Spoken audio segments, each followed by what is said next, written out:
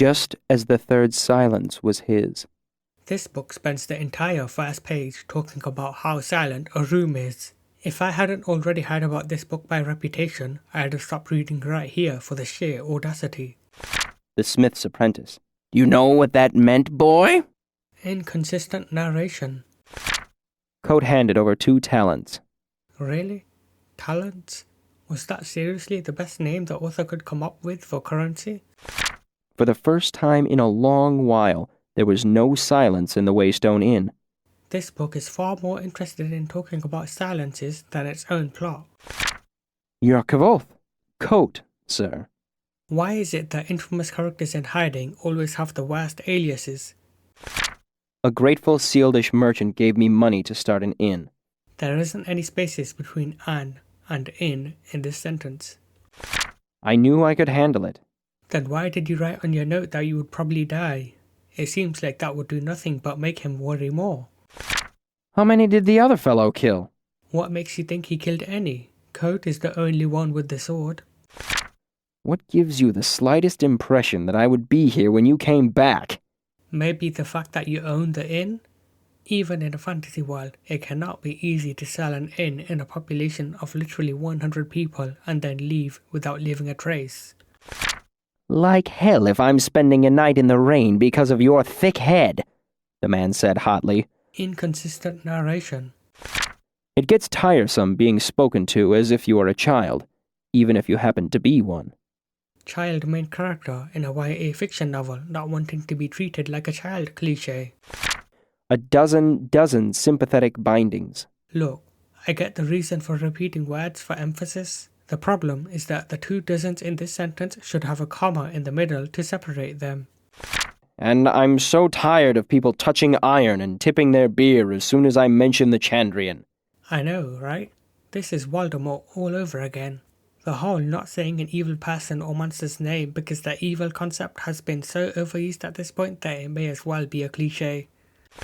Sympathy could start a fire without Flint, but the first time I'd seen him, Ben had somehow called the wind.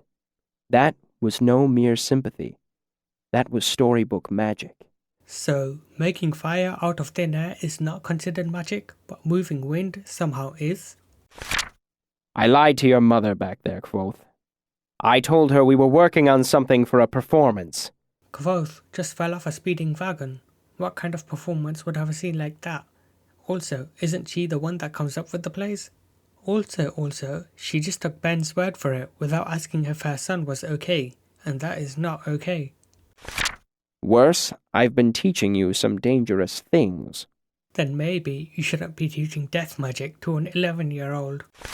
Little did I know that our time was quickly drawing to an end. Thanks for one of the many unnecessary spoilers, Bob. Over the next 6 months, Inconsistent narration. And awoke. My mind had covered a fresh pane with the names of 100 roots and berries. Exposition through dreams. A writer's best friend, and the reader's worst nightmare. Are you deaf, boy? The old man pronounced it deef. If the narrator is going to get in character and pronounce deaf wrong the first time, then why bother with the second sentence? Your ma's a penny whore. Don't talk about my ma, Lynn. The first bully says ma, which is consistent with the book, but the second bully says mom, which is not what the narrator said, and you know what that means. I had been living in Tarbean for nearly a month. How the heck did Quoth survive so long with the broken ribs and other injuries from the bullies? Last I checked, they don't heal on their own, and he certainly didn't have enough money for a medic after being mugged. Are you okay? Character asking someone if they're okay when they're clearly not cliché. And Kenneth screamed, because he knew that even demons can die from fire or iron. And Kenneth screamed. We already know he's screaming, but the writer still feels the need to write it again in the same paragraph 2 sentences later. I stood by and watched as everything Pike loved went up in flames. Damn, I know the bully broke his father's loo and beat him up, but it's been 3 whole years since then. He only just got done monologuing that the only thing he cares about is begging and stealing. So what's with the sudden lust for revenge? Full of the pure, hard hatred of a child, I hoped he would burst into a pillar of flame. Seriously, when did Quoth become such a pyromaniac? This unadulterated rage has been the most jarring moment of this book so far. I knew revenge was nothing more than a childish fantasy. Then what was with that pyromaniac phase just a few chapters ago? And a smaller assortment, if you are not. Beyond all that, Inconsistent narration. he was just a child, after all, and had yet to learn what sorrow really was. So, we're supposed to believe that Quoth, seeing his entire family get slaughtered, and then spending the last 3 years as a homeless kid, was not real sorrow? Looking around, Rian crossed her legs. Inconsistent narration. This time when I entered the archives, there was a young woman sitting behind the desk. Just how many people are needed to work as a receptionist in the archives? This is only the second day, and already we've seen 3 people manning the reception. The stacks are arcanum only, she said apologetically. There's a full stop at the end of the speech marks of this sentence instead of the more appropriate comma. But when he caught that boy in the street with one of his books... But how would he have gotten outside? Wouldn't the abnormal amount of scrivs or receptionists be responsible to make sure that no book leaves the archives? It's the wrong size! The book writes this sentence as a question, but the narrator says it like a sentence. You gave a demonstration before the class? The Chancellor asked before I could continue. How does the Chancellor or any of the other masters not know this when the entire university's been talking about nothing but Quoth's demonstration? We were none of us particularly drunk. Did nobody bother to proofread this sentence before the book was published? Chapter 48. Interlude.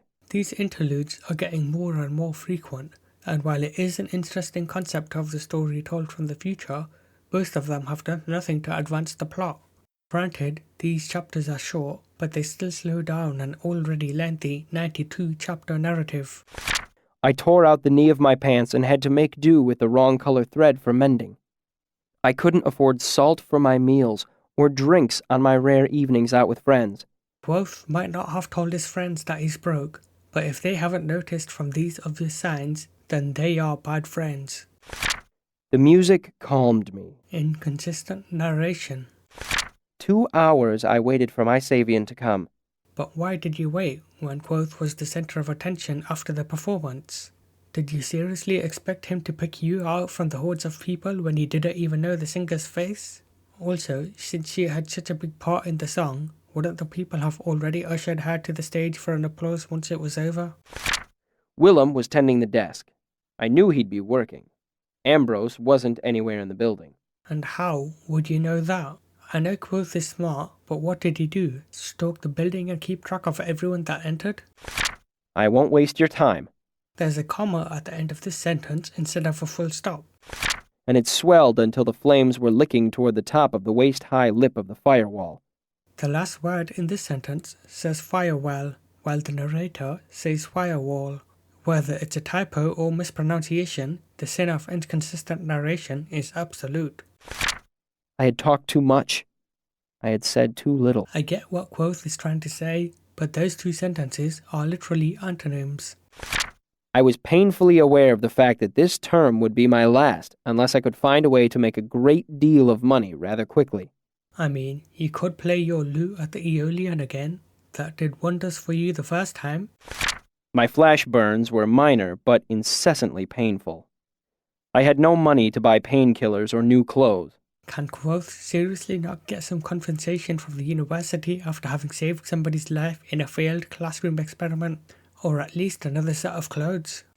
Your timing's good today, Dioc said as I approached the Aeolian. Instead of Denna, I spotted Fella sitting at a table by herself. What was Fella doing alone in the Aeolian with Quoth's present? We were just told that Quoth's going there was a coincidence, so it's not like they'd arranged to meet there or anything. I hesitated, not wanting to admit my abject poverty. A fact that should be plainly obvious by now, for anyone with half a brain cell that is.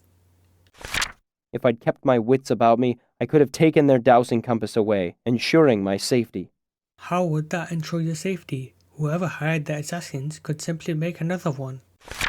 I would have killed a dozen horses if it would have helped me get more information about the Chandrian and why they had killed my parents. You already know why. It's because they were digging into Chandrian history and singing songs about them, remember? A voice came through the trees, accompanied by the dull clank of a bell. Peg, peg, peg, peg! The narrator says peg 4 times, while it's only written 3 times in the book. She looked around thoroughly, then nodded. Inconsistent narration. Since everyone who knew the secret would be at the wedding, the Chandrian can come in, kill everyone who knows anything, and either destroy or steal whatever it is. Whoa, slow down there, Dana. What makes you think that everyone who knew about what was dug up would be at the wedding? Since the couple liked to brag about it to everyone they met, wouldn't the people at the inn in the small town have heard about it too? How long has the Dracus been gone? I asked. At least a couple hours. Man, all that build-up for a vegetarian dragon that our main characters don't even fight. The Dracus grunted again, and another wash of fire ran through the narrow gap below. Huh, never mind. I spoke too soon. The dragon does have a bigger impact on the plot. She had pried a large disk of sticky material out of the bottom of one of the pans and taken a bite out of it. For somebody that's been relatively smart throughout the book, there is no way that Denna would eat an unknown substance in a creepy forest. I saw Denna looking at the trays with the same fascination, though hers was somewhat more glassy-eyed than mine. I could live comfortably for a year off this, she said. Couldn't Denna just do what Quoth does with his lute and sing at inns to earn money? She's a good singer according to a lot of people, and wouldn't even have to pay tuition at the university like Quoth, so that's already one less responsibility. I awoke in a bed. Inconsistent narration. Also, there's no space between I and woke in this sentence. I prefer to think of it as a story that's waiting for an appropriately uplifting sequel. Breaking the fourth wall. All in favor of suspending expulsion? What is the point of expelling somebody if you're just going to go back on your word 2 seconds later? Face it, this was done for no other reason other than a cheap way of shocking the reader. You were in no real danger of being expelled. Then what was the point of that trial? I need you to meet a friend of mine in the archives tomorrow evening. 5th bell by the 4-plate door. Is there any reason why Quoth needed to sneak into the girls' dorm in the dead of night to say this? He could have just told her next morning, where he wouldn't be expelled if he was caught.